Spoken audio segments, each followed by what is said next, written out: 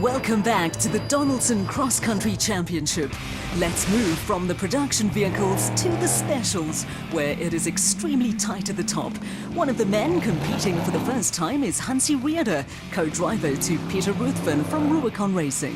One of our navigators drew out of the race early in the week, so I'm his CFO, and I've been cashing the checks, so it's time for me to take the hot seat. And how did you find it? Obviously the prologue's a lot shorter to the main race, but was it tough out there? Yeah, yesterday was tough.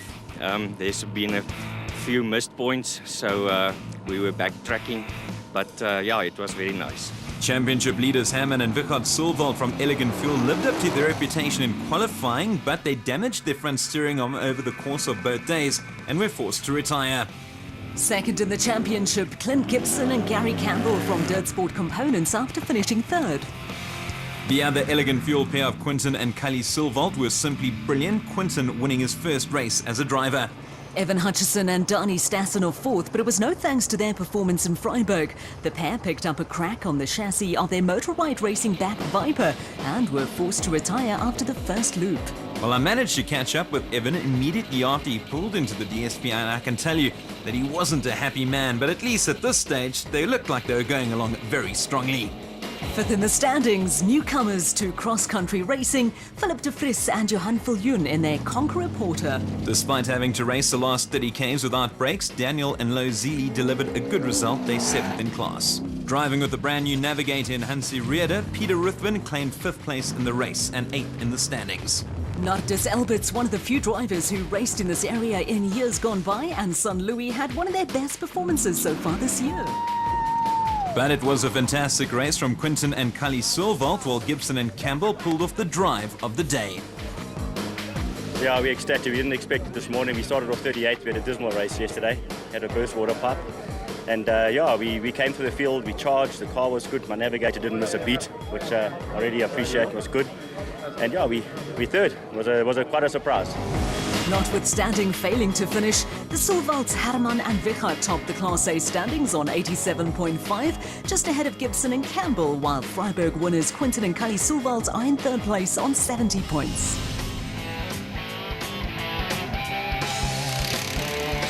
Now, while the drivers and navigators certainly hog the headlines when it comes to the Donaldson Cross Country Championship, let's not forget about the support crew that accompanies the stars. These are the men and women that work tirelessly for hours on end, sometimes through the night, to ensure that the cars are in perfect shape to reach the finish line.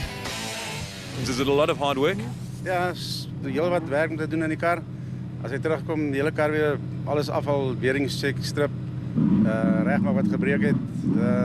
Ja, daar's heel wat werk aan dit na die reisies. Now and then things happen outside of your control, but generally the car is normally not too bad. The worst of it is normally gearbox or something like that, or a piece of the frame here and there, but most of the time it's in good shape. There's a lot of damage when they hit a rock.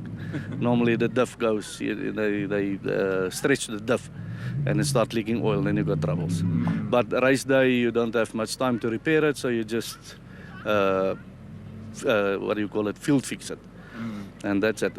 In a prologue, when that happened, you can still repair it, strip it, because you got a whole night, to repair it. But race day, you just got 15 minutes for service. Just try to keep it on the road so the guys can finish.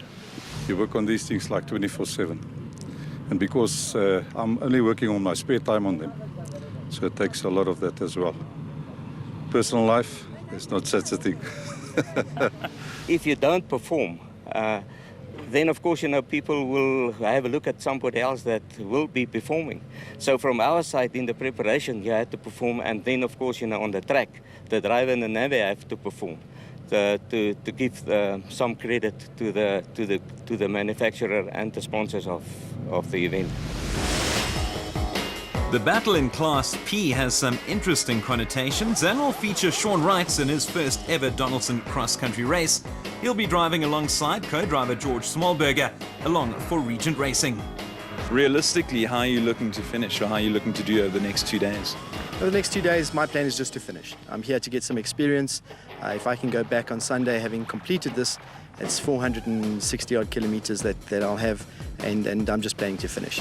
Currently riding high at the top of the championship are Swaziland-based driver John Thompson and Mauricio Matten in a Zarco, who finished second behind Matthews and Julian Hardy in a Century Racing CR2 in Vryburg. Matthews, no stranger to winning the special vehicles overall, had a very tough day on Saturday, having to fight his way through the field after a burst water pipe on Friday put him at the back of the field. After their third non-finish, Kutsia and Sandra Labuskakny occupied third spot in Class P. Veteran Rob Walker and Lesotho co-driver Ashley Thorne, who previously competed in the legendary Vryburg events, finished third in class. Dr. Keith Makanete and co-driver Taylor Mochibelele managed to place in the top 10. Smallberger and Wright did well on debut, but it was all Matthews and Hardy. We had to push today. We didn't know if the engine would survive, but it did, and I believe we've got one of the fastest top speed out there, so it was a good day for us. It was a brave performance from Thompson, who was suffering from a bout of food poisoning, but they managed to finish the grueling Vryburg 400 in second place, still putting the pair at the top of the Class P leaderboard.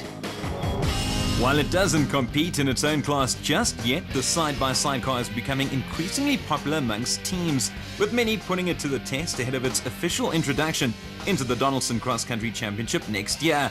Motorride Racing put Leander Pinar behind the wheel of a highly customized Can-Am. Do you definitely see a future with this type of vehicle? Oh yes, for sure. Well, we're still busy testing, and there is some things that we're worried about, but that's why we're here testing, developing the vehicle for next year. But definitely the base is there, and the speed is there, the handling is there, and you know, if we see how fast we catch the guys in the time trial that started in front of us, it's like I said, this thing is so underestimated. It's fantastic. It's really. It may not sound like the most powerful vehicle out there, but don't be fooled, Dynamite comes in small packages, and we can't wait to see them in action in 2014.